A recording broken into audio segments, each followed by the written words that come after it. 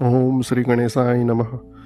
સૌનકજીના સાધન વિષયક પ્રશ્ન કરવા પર સૂતજીએ એમને શિવપુરાણના ઉત્કૃષ્ટ મહિમાનું શ્રવણ કરાવ્યું. શ્રી સૌનકજીએ પૂછ્યું, મહાજ્ઞાની સૂતજી, આપ સંપૂર્ણ સિદ્ધાંતોના જ્ઞાતા છો. પ્રભુ, મને પુરાણની કથાઓના સાર તત્વનું વિશેષ રૂપે વર્ણન કરવા કૃપા કરશો. જ્ઞાન અને વૈરાગ્ય સહિત ભક્તિથી પ્રાપ્ત થનાર વિવેકની વૃદ્ધિ કેવી રીતે થાય છે અને સાધુ પુરુષ કેવી રીતે પોતાના કામ, ક્રોધ વગેરે માનસિક વિકારોનું નિવારણ કરે છે. આ ઘોર કળિયુગમાં જીવ ઘણું કરીને આસુરી સ્વભાવના થઈ ગયા છે. એ જીવ સમુદાયને શુદ્ધ એટલે કે દૈવી સંપત્તિથી યુક્ત કરાવવા માટે સર્વશ્રેષ્ઠ ઉપાય કયો છે? આપ આ સમયે મને એવું કોઈ શાશ્વત સાધન બતાવો જે કલ્યાણકારી હોય, વસ્તુઓમાં પણ ઉત્કૃષ્ટ અને પરમ મંગલકારી હોય તથા પવિત્ર કરનારા ઉપાયોમાં પણ સર્વોત્તમ પવિત્રકારક ઉપાય હોય. તાત એ સાધન એવું હોય જેના અનુષ્ઠાનથી તરત જ અંતઃકરણની વિશેષ વૃદ્ધિ થઈ જાય અને જેથી નિર્મળ ચિત્તવાળા પુરુષને સદાને માટે શિવની પ્રાપ્તિ થાય. શ્રી સૂતજી બોલ્યા, મુનિશ્રેષ્ઠ સૌનક, તમે ધન્ય છો, કેમ કે તમારા હૃદયમાં પુરાણ કથા સાંભળવા માટે વિશેષ પ્રેમ અને લાલસા છે.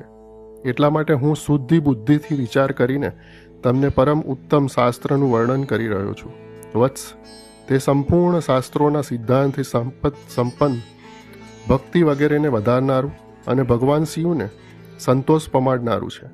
કાન માટે રસાયણ, અમૃત સ્વરૂપ અને દિવ્ય છે. તમે એનું શ્રવણ કરો.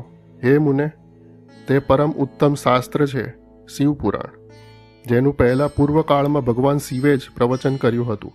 આ કાલરૂપી શાપથી પ્રાપ્ત થનાર મહાન ત્રાસનો વિનાશ કરનારું ઉત્તમ સાધન છે.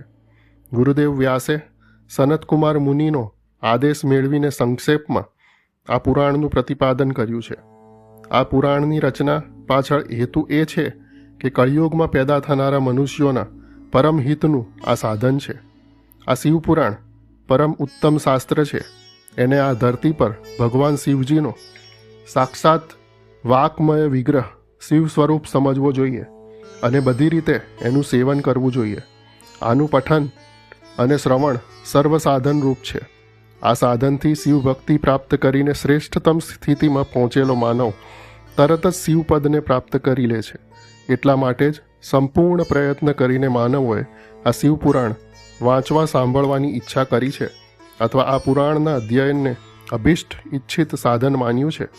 આ રીતે આનું પ્રેમપૂર્વક શ્રવણ પણ સંપૂર્ણ મનોવાંછિત ફળ પ્રદાન કરનારું છે.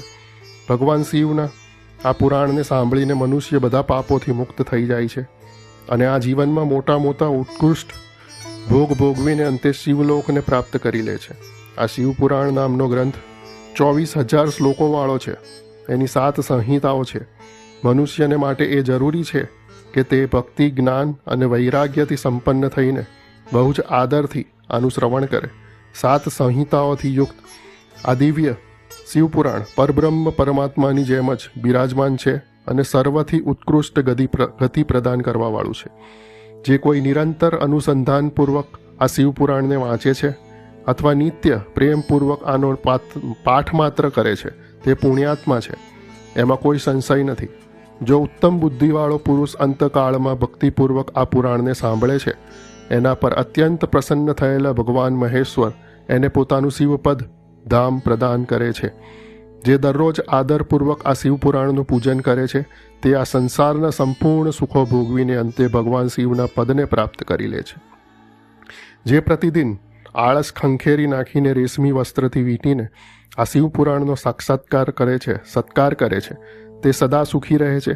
આ શિવપુરાણ નિર્મલ અને ભગવાન શિવનું સર્વસ્વ છે. જે ઈલોકમાં અને પરલોકમાં પણ સુખ ચાહતો હોય તેણે આદરપૂર્વક, પ્રયત્નપૂર્વક આનું સેવન કરવું જોઈએ. આ નિર્મળ તથા ઉત્તમ શિવપુરાણ ધર્મ, અર્થ, કામ અને મોક્ષરૂપ 4 પુરુષાર્થોને આપવાવાળું છે. માટે સદા પ્રેમપૂર્વક આનું શ્રવણ કરવું જોઈએ અને વિશેષ પાઠ કરવો જોઈએ.